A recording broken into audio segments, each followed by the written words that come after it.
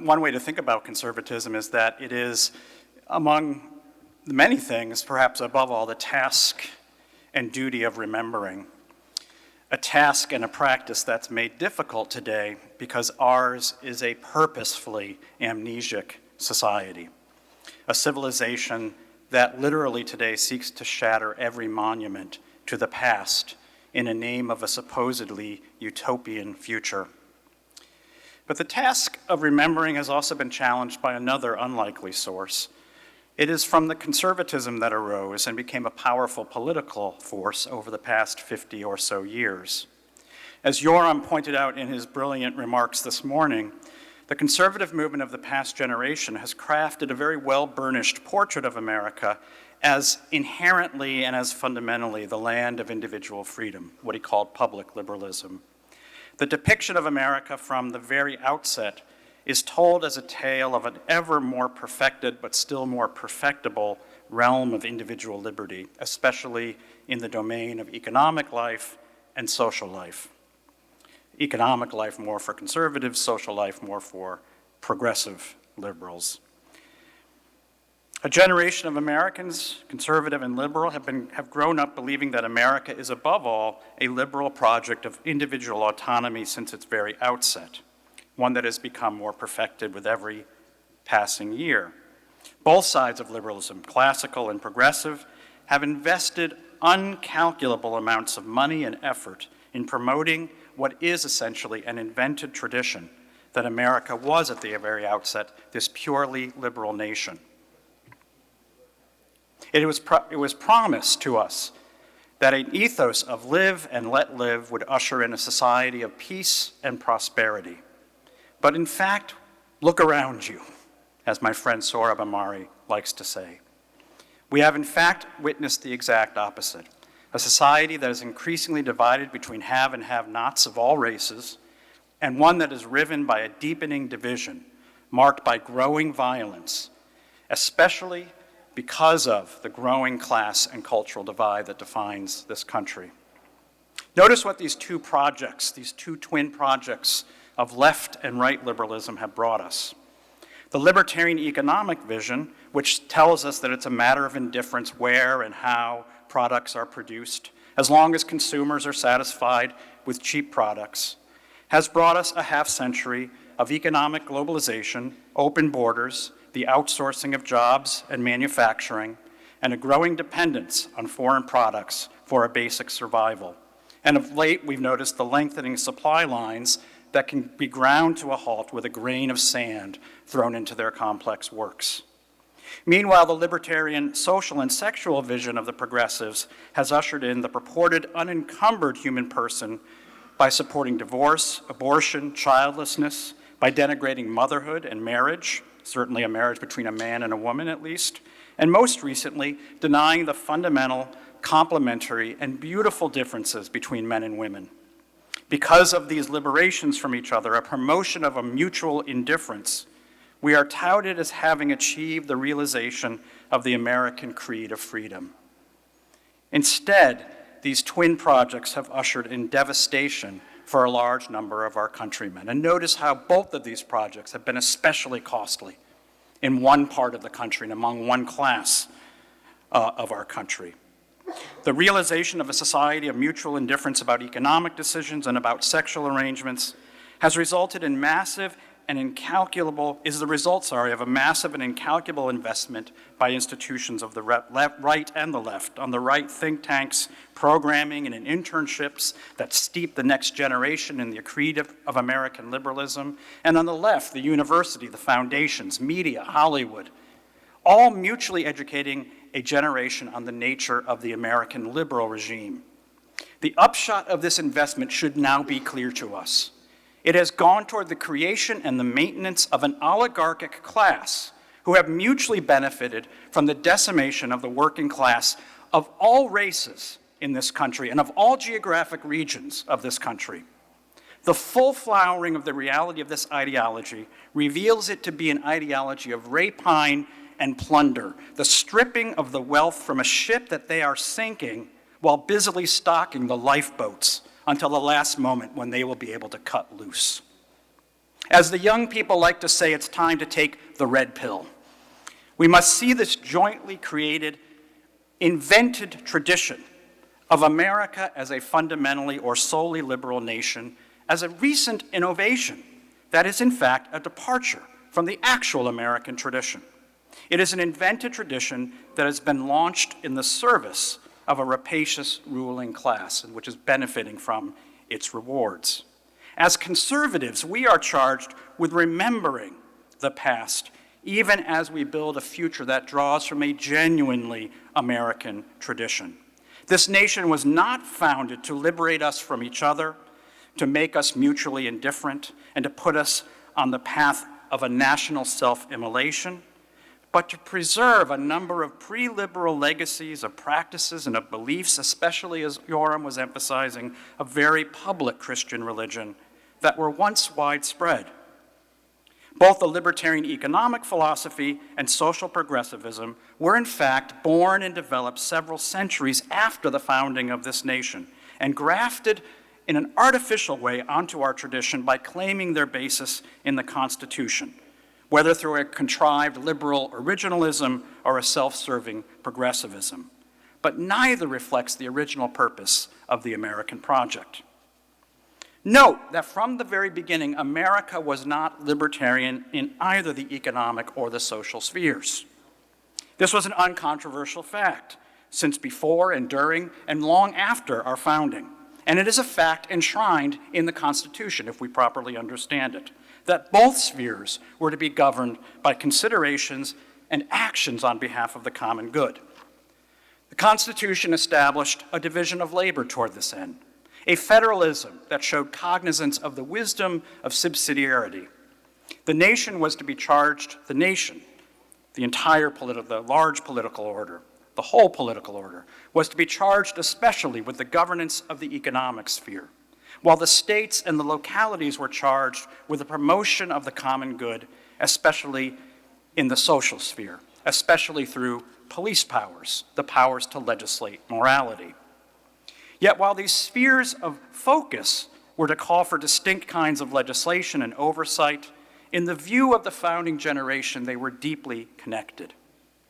Only a virtuous citizenry, after all, could ultimately ensure a moral economic order. In the first place, by teaching citizens how to seek out and recognize the qualities of excellence and virtue for those who they would select for national office. Those who would work for an economy not only to generate a high GDP, but an economy that would serve the common good and ultimately be subordinate to the political authority of the nation. In turn, only a moral economic order could reinforce the social and civic virtues of the citizenry, providing widespread prosperity and security in equal measure.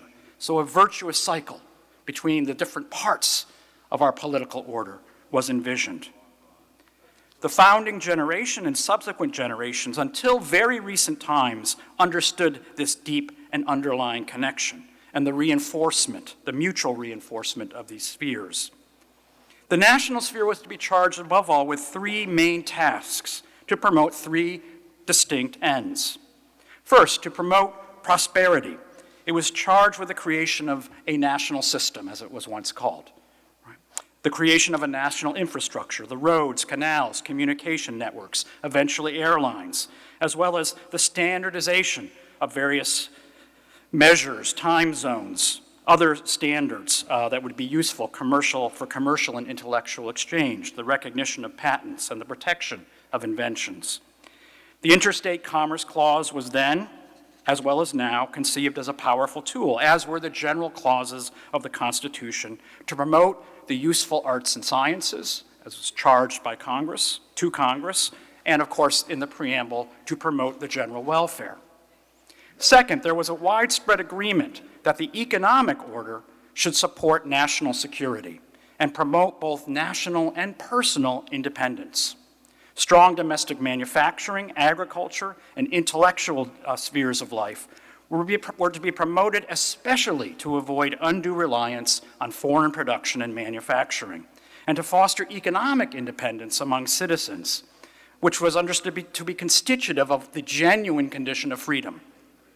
Now, while Hamilton and Jefferson famously disagreed on what they envisioned would be the economic form of the United States, they actually agreed deeply in the belief that an economic order must be ordered to a form of political and personal independence. Hamilton stressed the importance of national independence through manufacture and the protection with tariffs and limits on the importation of foreign products, while Jefferson advanced a vision of yeoman farmers who would be free of the petty tyranny of employers and the precarious condition of wage earners. But both agreed that economic independence was a common good that ought to be promoted through our politics. And third, the national government was understood to be fierce in preventing and dismantling economic monopolies, that inherent feature of a commercial and market system in which firms seek to eliminate competition and corner a market. This tendency of firms within a market economy was understood to be destructive of the common good, as destructive as potentially a political tyrant. A national government was to be both vigilant and powerful enough to govern and control such large actors in the private sphere. Meanwhile, it was largely left to the purview of the states and localities to foster social and civic virtue. This was readily evident to Alexis de Tocqueville when he came to the United States in the 1830s, a half century after ratification, who didn't only just notice the importance of private associations or semi-private associations, but stressed how central civic and political life was at the local level. It wasn't just about voluntary associations, it was our civic life, our shared civic life. This runs against some of the embrace, especially as Yoram was describing, of a kind of private conservatism. It was a very public form of civic self-governance. And until fairly recently, such local governing institutions were charged explicitly with legislating morality, which was a far more constitutive part of the American tradition than one would recognize if one were only taught the invented tradition by the liberal ruling class. The states were charged especially to foster virtue in three different spheres. First, to promote the formation of families, the marriage of men and women, and the encouragement to have and to protect children that would issue from such marriages. There were laws against adultery and fornication, which were intended to discourage straying from the bonds of sacred matrimony and to prevent the creation of children outside of wedlock. Laws presumptively against divorce were universal, making it rare and socially shameful. Localities and later states supported the creation of public schools that was intended to reinforce rather than undermine the kinds of values that were enshrined in these laws and taught in homes. The family was the basic unit of society, and the public order expressed its commitment to fostering familial stability and the formation of the next generation. Second, local police powers of states and localities were intended to ensure a decent civic and public order. Laws against obscenity, pornography were common until recent times. Some of a certain age can perhaps still remember that there existed national laws and regulations that mandated family programs during certain times of the day. This was 8 to 10 o'clock at night on television. Hard to believe. Some of you old enough will also remember it was Tipper Gore, yes, the wife of Al Gore, who encouraged and pushed for warning labels on albums. Now, you young people don't know what these are. These were ways of conveying music once upon a time, which would help parents to decide whether albums were appropriate to be brought into the home, whether they contained obscene lyrics. A legal emphasis upon decorum supported and cultivated a society in which decorum was also a social norm. Look at pictures or old videos of how people used to dress compared to how they dress today. Even the protesters in the 60s wore jackets and ties. You know, it's amazing, those radical young people out in Berkeley, California. Lastly, the police powers emphasized the central importance of religion in a healthy society. At the time of the American founding, and for much of its history, until very recent times, the latter part of the 20th century, the First Amendment was adopted and understood not to separate church and state, which is a fiction of the invented tradition of American liberalism, but to prevent the national government from interfering in the religious establishment and advancement of religion in their particular localities or their states. In fact, at the time, to protect religious establishments that existed in many states at the time of the American founding. That's why Congress was barred from establishing a religion, because there were state establishments of religion. We tend to forget that we think the First Amendment is about secularization. No, the First Amendment was about protecting religion in the various states and localities. Many state constitutions positively mandated a duty to believe in God as a civic and human duty. Many mandated laws against blasphemy and required observations of the Sabbath. I grew up in Connecticut at a time when there were still things called blue laws, believe it or not. These kinds of mandates on behalf of the common good were common, frequent, and a deep and inherent part of the American tradition. Theory has ignored reality. This is the opposite of conservatism.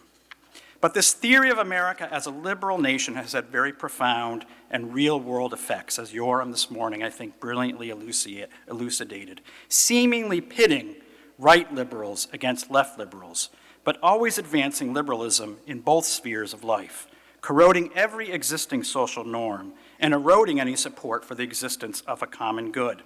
Today, it's just as likely that anyone promoting the common good will be attacked instantly and immediately, probably on Twitter, by liberal conservatives as well as progressives. The vested interest in maintaining a corrosive political order are powerful and pervasive, and note who is benefiting from these set of arrangements. There's a lot of money to be made in the decline of America. To restore the genuine American common good and national conservative tradition, we must creatively pursue these same ends, albeit today through different means. This means revisiting and, where necessary, revising the original division of labor, recognizing the historic role of locality and states, but also recognizing they may no longer be sufficient or equal to the task in an age in which we have titanic and towering concentrations, especially of private economic power. Look what happened to my state of Indiana when it tried to pass a RFRA law. We were threatened with economic destruction by the likes of Amazon and Apple and Salesforce and the NCAA. This was from a set of organizations that were devoted to overturning the legitimate passage of a state democratic law. The founding generation understood that only a well-formed and virtuous citizenry would be capable of identifying and selecting public servants who would act on behalf of the common good. To revive this possibility of a virtuous circle, certain authoritative acts will need to be taken, considered, and advanced at the national as well as the state and local levels, in part to restore the prospect for more local political institutions to take on their original role. A constitutive feature of conservatism is a deep realism about the art of the possible. We can never simply return, even if they are eternal truths. We can only and must go forward from where we find ourselves today.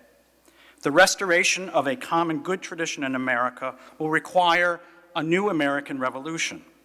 Like our first revolution, we should aim to oust the entrenched oligarchy that has now taken advantage of many of its fellow citizens and put in their place the kind of political leaders supported by the kinds of citizens who, like our forebears, fought and founded a nation in which any liberty worthy of possessing must be advanced by and for a truly common good. Thank you.